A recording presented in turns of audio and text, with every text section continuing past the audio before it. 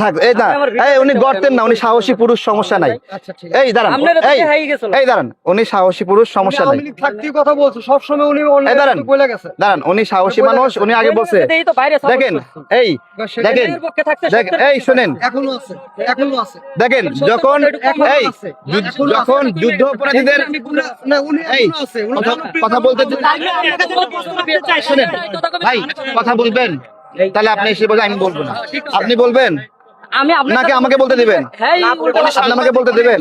দাঁড়ান দাঁড়ান এই দাঁড়ান, আমি বলছি যুদ্ধ অপরাধের যে বিচার, সেই বিচার প্রক্রিয়া নিয়ে ত্রুটি ছিল, সঠিকভাবে ডিবেট করতে দেওয়া হয়নি। বিচার প্রক্রিয়ায় ত্রুটি ছিল মানে ওই লোকগুলো রাজাকার ছিল না, এরকম কি বলা যাবে? ভালো করে বোঝেন, বিচার প্রক্রিয়ায় ত্রুটি ছিল।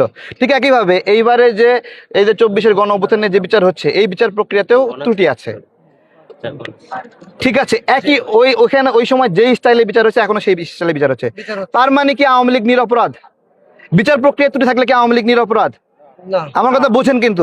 সুতরাং সুতরাং শোনেন, সুতরাং রাজনৈতিকভাবে বিভিন্ন সময় রাজনৈতিক পক্ষ বিভিন্ন রকম থাকতে পারে। যেই আওয়ামী লীগকে আপনারা এখন অপছন্দ করছেন না, সেই আওয়ামী লীগের সাথে আপনারা জোটবদ্ধ হয়েছিলেন, আবার সামনে আওয়ামী লীগের সাথে জোটবদ্ধ হবেন তারেক রহমানকে ফালাই দিতে। কিন্তু এগুলো হলো রাজনৈতিক মত পথ সিচুয়েশনাল বক্তব্য, কিন্তু রাজাকার মানে আজীবন রাজাকার।